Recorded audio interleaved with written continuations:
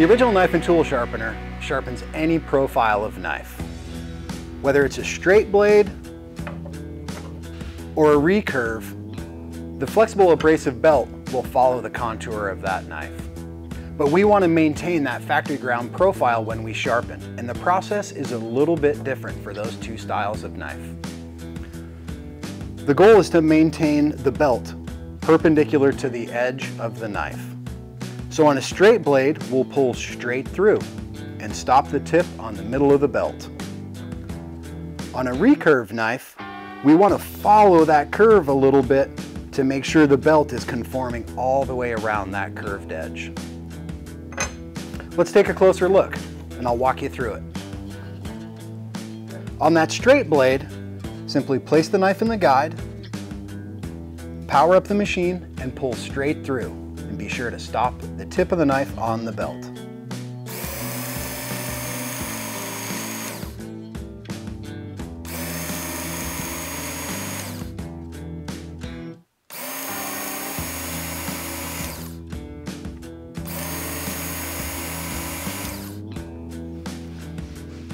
Those straight pulls and stopping on the tip are going to maintain a perfect straight blade factory profile on that knife. On the recurve, it's essentially the same. Set the knife in the guide, power up and then pull. We're just going to follow that curve of the knife when we pull through the guide.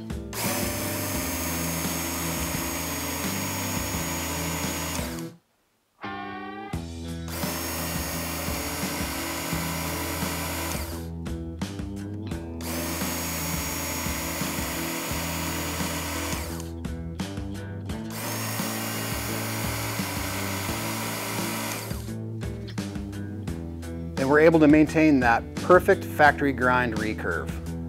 Just follow that curve through the guide, stop the tip on the middle of the belt, and you'll maintain perfect factory profiles on any knife you sharpen.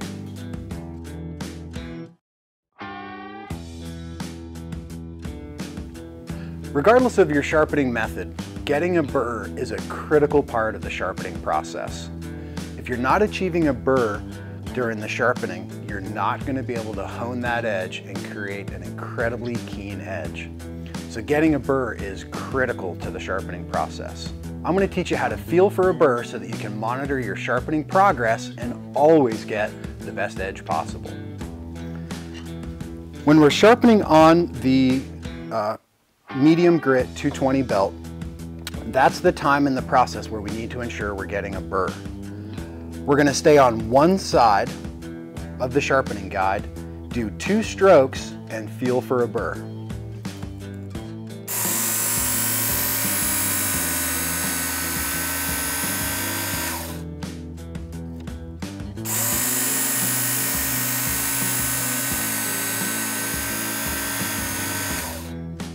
So after 2 strokes, gently brush your finger down and away from the cutting edge.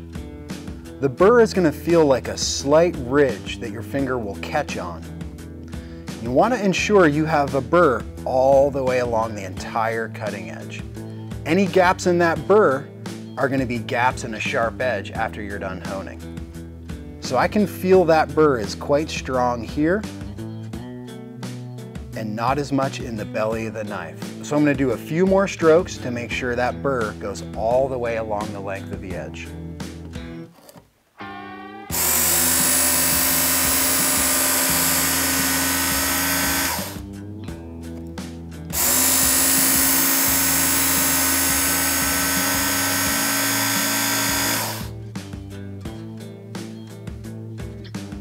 There it is. Now I've got a burr all the way down the entire length of the cutting edge. I've done 4 strokes on this side of the knife to get that burr. Now I'll do 4 strokes on the other side and then move on to honing. And it will ensure that I have an incredibly sharp edge when I'm done with the process.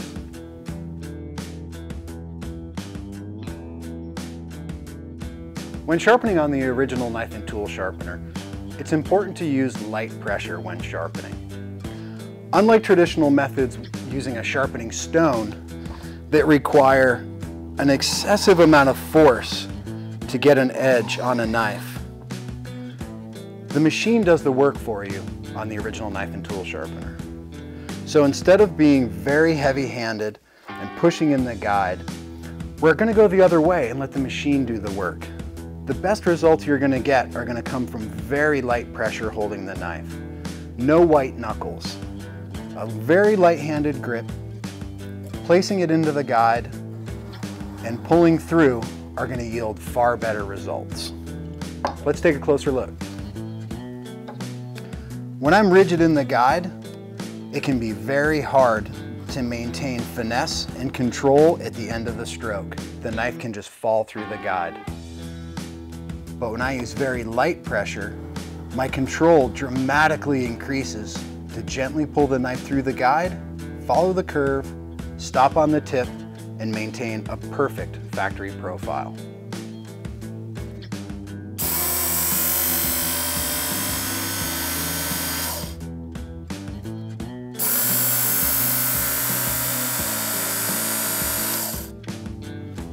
So unlike your sharpening stone, you're going to benefit from a very light-handed touch on the original knife and tool sharpener.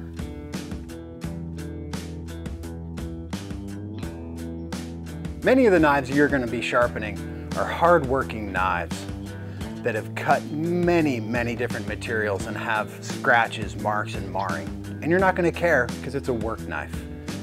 But many of us have some high-polished blade faces or collectibles in our collection that we want to be very careful about sharpening.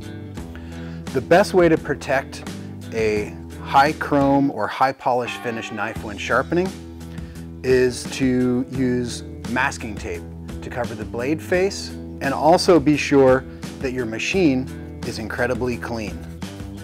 So the first thing I'll do is use a paintbrush to get any debris off the sharpener and away from the guide. Then I'm going to spend just a few seconds placing some blue masking tape on that high polished blade face before I sharpen. The rest of the process is the same. I'm just going to place the knife in the guide, pull the knife through, and that masking tape is going to protect the blade face while sharpening.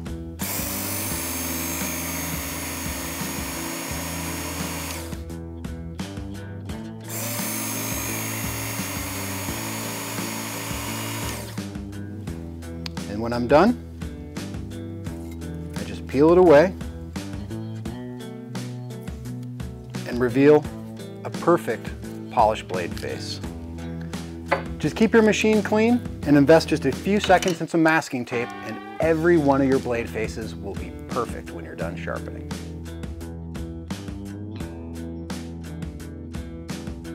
When sharpening any knife on the original knife and tool sharpener, it's very important to follow the place, power, and pull method when you're in the sharpening guide. Otherwise, you risk reprofiling your knife and over grinding at the choil or compromising the tip of your knife.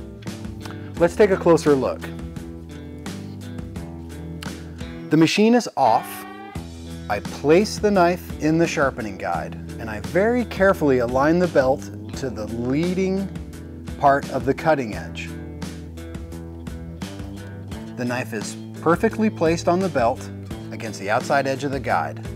Now simultaneously, I'll pull the power switch and pull the knife.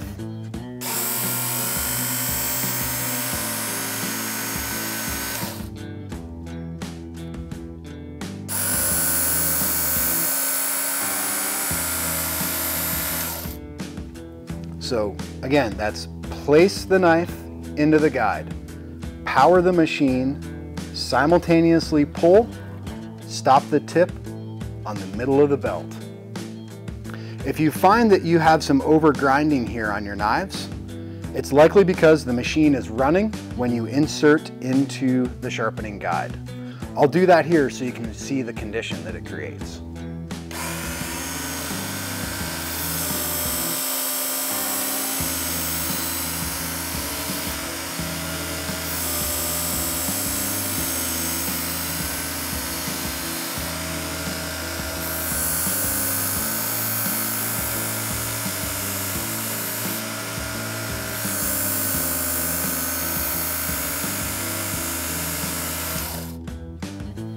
And you'll start to see a change in that profile of the knife. that happens right here with the machine running.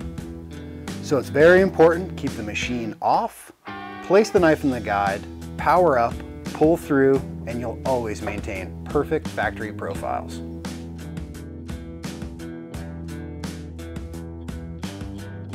So you've sharpened a few knives and you're not quite sure you're getting the sharpest results possible.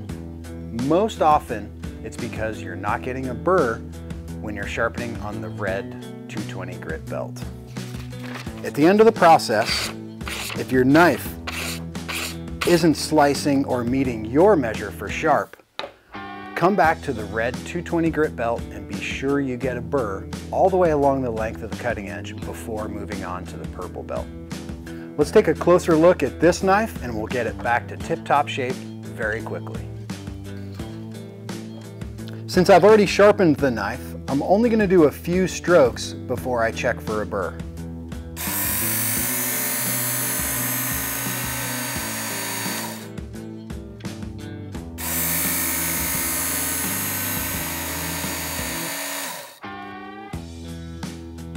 There it is.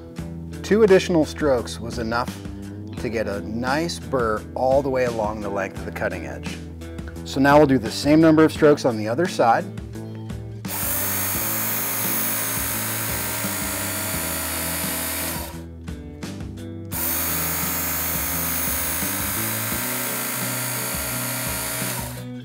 That even number of strokes will keep the edge perfectly symmetrical, and I'll confirm that that burr has indeed held all the way along the length of the cutting edge.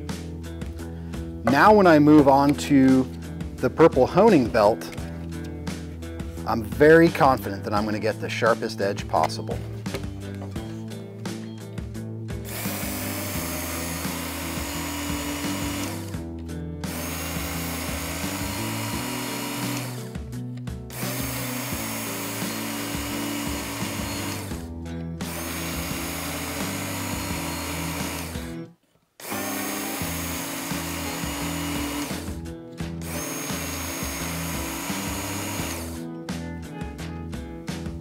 Now that burr has been honed away and that fine grit belt has left us with an incredibly keen edge. So if you're not getting the sharpest results you think are possible, spend a few more strokes on that red 220 grit belt and be sure you're getting a burr. If you're getting a burr, you're going to get a great edge.